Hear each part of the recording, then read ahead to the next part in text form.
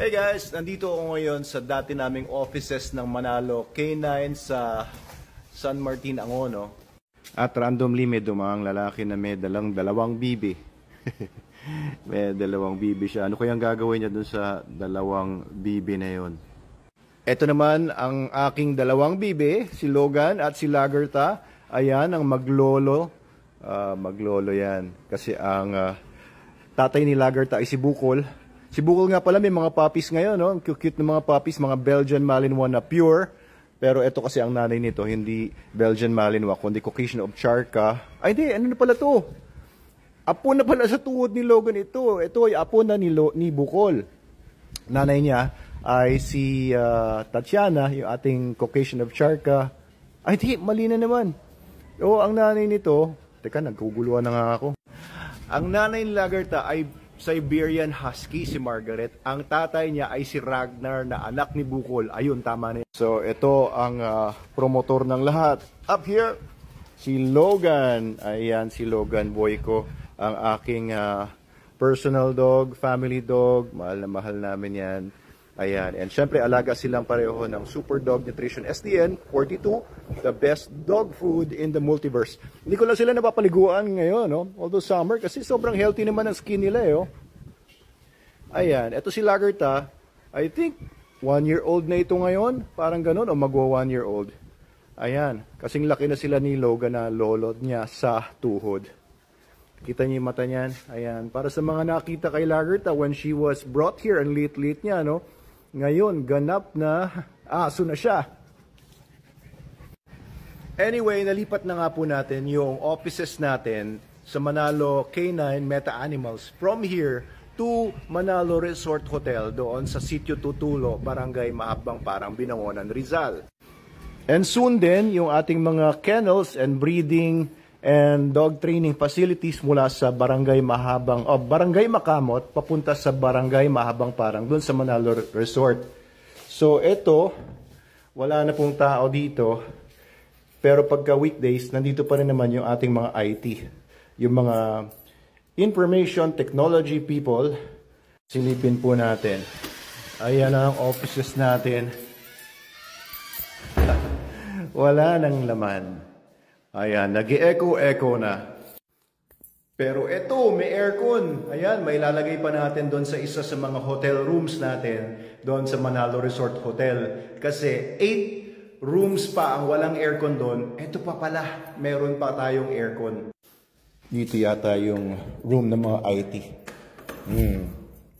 Ayun, oo. Ayan pa sila. May aircon din sila dito, pero window type lang. Dito ang dating office ng ating VP, si Sir Richard Lazaro. Ayan. Okay, so mga books na lang natira dito. Wala na yung aircon. And yung CR. Pumutok itong CR na to, yung bidet niya. Kaya tumapon yung tubig dito. Nagbaha dito ng isang beses. Walang tao. So, nagbaha talaga siya dito. Ayan, ayusin na lang natin to. Eto, i-close ko na lang ito. Para pwedeng i-open ulit yung main. And dito, sa kabilang room, ayun o, wala nang tao. Internet, mga cabinets, CR. Oh, dati dito sila misdang naka-office. Ayan, buo pa rin yung ating CR. Okay pa rin dito.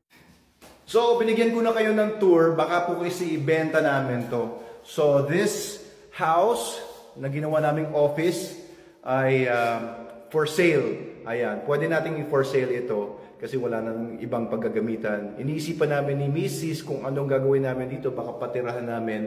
Pero sa ngayon, office pa rin siya. Pero not for long. Labas tayo. Dito po, merong conference room. Ayan. Ayun, no? Dito sa conference room, meron pa tayong gypsum board yan. No? Sayang, hindi na malilipat yan. And, nandito pa yung ating malaking conference table. Ayan, puro alikabok na. Yun, Manalo K9. So, marami na ring memories ang nagawa namin dito at marami mga pinag-usapang mga tungkol sa negosyo at kung ano-ano pa. Pero hindi naman ako sentimental na tao. Alam nyo ba na ang tingin ko sa mga ganitong properties ay syempre mga material things lang yan. Bebenta namin. And it's okay kasi meron naman pong pwedeng paglipatan. Ayan, conference room. Dito meron pang parang dungeon. Dito nagla-live selling dati. Sila Miss Steph. Ayan. Nagla-live selling sila dito. Ano? Sunod kaya sunod sa akin. Haha. Tapos ito yung tapsihan dapat ni Snooki o karinderya niya. Ayan, binubungan namin pero hindi na rin nagamit ito. Kasi nagmanalo cafe na kami doon sa resort. So sa palibot po nito, meron namang mga space. Kagaya din po dito. May space din dito. Eto, may space around the office. Ayan, medyo madumi lang. Linisin lang to. Ayan, may pasukan dito para sa CR. Para hindi kailangan pumasok sa loob yung mga gustong mag-CR. And kasama sa office. Etong area na to. Ayan, na may puno ng chiko, may puno ng siniguelas, at puno ng mga papaya. Andito yung mga tanim ko. Dating rabitan ko po ito.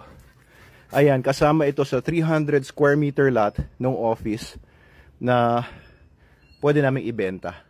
Alika, Logan! Logan! Pumasok na si Logan. Balik tayo sa office. Alika! Logan! Come here! Come here, Logan! Come here! Logan! Alika, balik tayo doon. So, iniisip po talaga namin ibenta ito or not. Depende, no? Kasi gusto ko rin talagang gastusan pa yung Manalo Resort Hotel.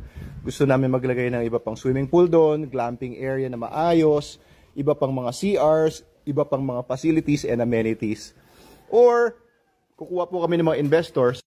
And sineset up ko rin po naman yung holding company na pag-iinvestan. Kung gusto niyo maging investor sa Manalo Resort Hotel, kasama na rin po lahat ng businesses sa loob noon, including Manalo Canine, SD and Dog Food at lahat-lahat.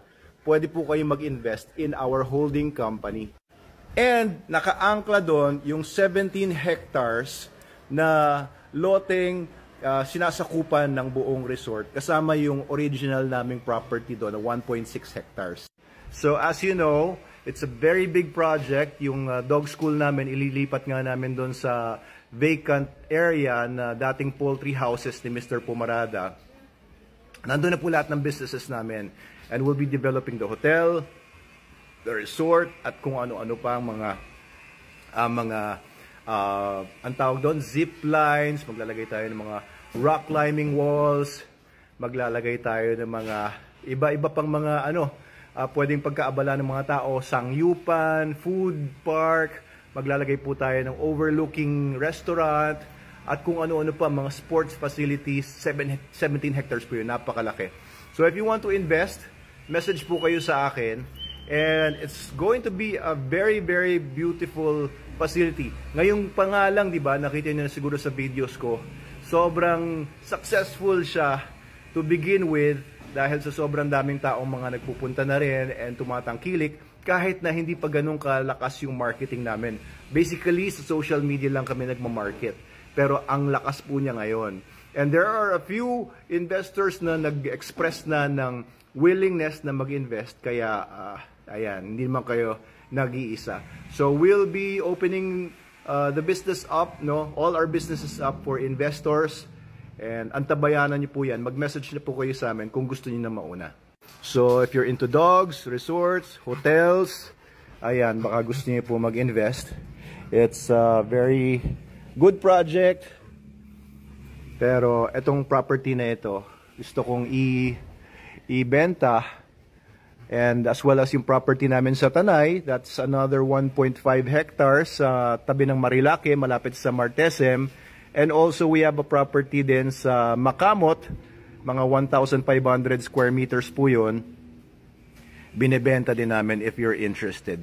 Yung 1,500 square meters na yon ay katabing-katabi lang, across the road lang, doon sa Manalo Canine namin ngayon doon sa Makamot. So ayun, nagre-regroup lang talaga kami. Kino-consolidate namin lahat ng businesses namin doon mismo sa Manalo Resort Hotel para isahan lang lahat and para mas solid yung business. Mag-concentrate po kami, nakafocus kami sa isang lugar. Yun lang po. Sige na, Logan, balik na tayo sa loob.